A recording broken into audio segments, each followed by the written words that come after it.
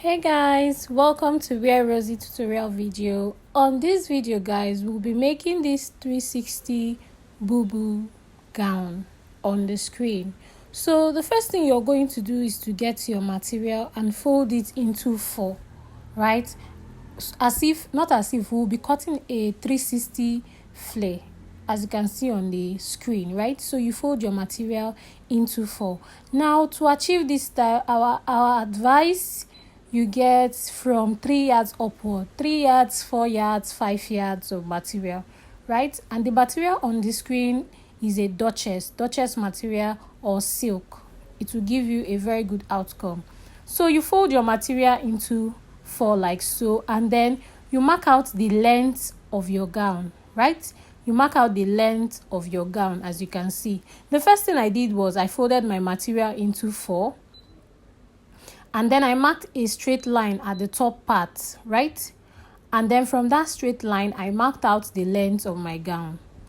And then I'm cutting it out. So this is the first step. The first step is to get your material and fold it into 4. As if you're cutting, not as if, fold it into 4 because we are cutting a 360 peplum, right? If you look at the picture on the screen, you see that is a peplum flowing. I don't know if we should call it a boo gown or a kaftan, right? So now the next thing we are going to do is on that straight line we marked, we are going to mark our neck measurement, right? That's your shoulder and neck measurement, the normal way we mark it. So now after marking it, instead of curving your armhole, right, from your neckline you just create a curve, and then you dip your neck by 1 inch, right? So you first of all, after marking your neckline and marking your shoulder line, right, you don't need to create that armhole curve. No, you don't need to create an armhole curve. Just connect a curved line to your neckline. Do you get? First of all, you mark your neckline, mark your shoulder line. That's okay. Then you connect a curve. You dip your neckline by 1 inch. Why are we dipping it by 1 inch? Because if you look at the picture, is a turtleneck. Then you connect a slopey line from your neckline down to the body of the dress. You don't need to create an armhole curve. So when you cut out the neck, can you see? From that edge of the neck, you just cut out your shoulder slope. Can you see how I'm doing it? I just connected it directly to the dress. It doesn't have an armhole. I will show you why it doesn't have an armhole, right? So when you're done cutting it, that's the neck. It doesn't, so let's just say it doesn't have a shoulder, but it does. So this is how the gown will look when you cut it. This is how it's going to look. The neck part is going to be visible, right? So for the purpose of this tutorial, let me cut it on paper for us to see and understand. Do you get? So now, when you get your material, let's use paper. When you get your material, you fold it into 4 like so. Hope you understand this part. You fold it into 4. Like we want to cut a 360-degree peplum flare, right? Then we mark a straight line on top. Why are we marking that straight line? To be as a guide. Now, if your shoulder, right, your shoulder is 14 inches, what you'll be marking on the neckline area is 7 inches, right? So you mark a straight line.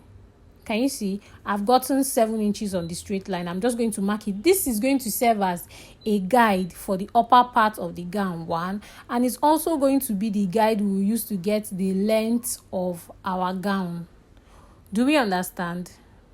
So I'm not marking out the length of the gown. The length, let's say 7.5. So from that line, I'm just going to mark 7.5. Do you understand? So I'll advise, maybe when you're marking this your 7.5, curve the line a little, right? So now I've marked 7.5 round, and then I'm going to connect my lines like so. If you look at the picture we're working with, you see that the gown is a 360 flare. If not more safe, it's looking like a 360 peplum. Look at the bottom part. It's not just a straight gown. You get? So now on that line we marked on top, you know our shoulder measurement is 14, so we marked 7. Now to get our neck area, we just divide that 7 by 2, and then we get our neck area. So that part is our shoulder slope. Do we now understand? So the first part is our neck, while the other part is our shoulder. Hope you understand. Now we're going to dip our neck by 1 inch. But before dipping it, you're just going to connect a curved line to your neck, like so. Just look at what I'm doing in the video. Just do it for your own outfit, right? Don't be scared. Just do what I'm doing. Just curve it a little.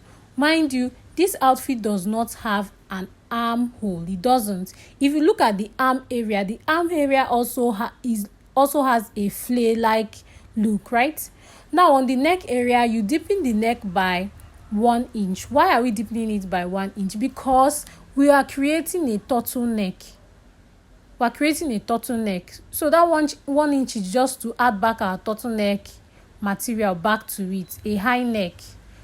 Hope you understand. So this is just what I was trying to explain when I cut directly on the material. Okay? Please, hope you understand. And if you don't understand, please ask me in the comment section.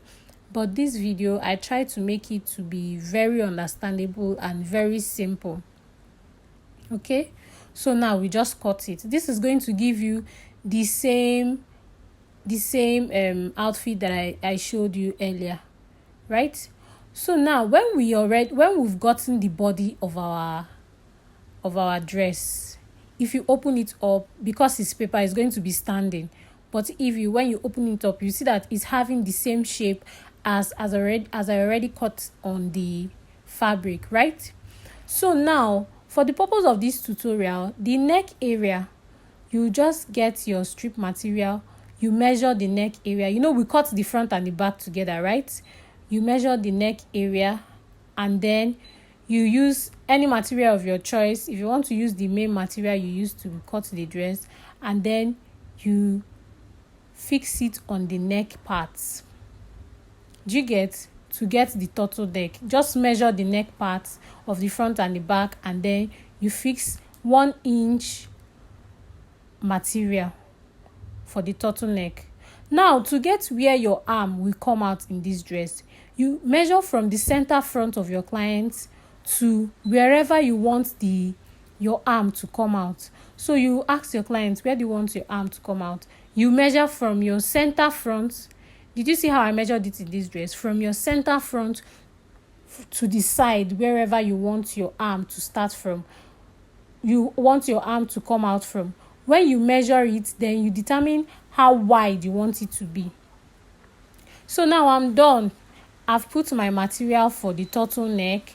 I've closed the sides of this outfit, and then I dipped the neck, remember, by 1 inch because of the turtleneck. Now you will see how I'm going to show you where the arm is going to come out from on this dress. Now for the back part, you can decide to open up the back part. This dress doesn't have a zip, but you can decide to put a zip on your own. Can you see where the arm is coming out from? That part that we left open. Can you see? So you can decide to put a zip at the back of your own, or you can decide to put a button at the back of your gown. So this is how to make this gown. Very simple, very easy, and very understandable. So if you have any question, let me know in the comment section, and I will try my best to explain further. And if this tutorial was helpful to you, please like, share, and subscribe to my YouTube channel. Thank you guys, and see you on my next tutorial. Bye.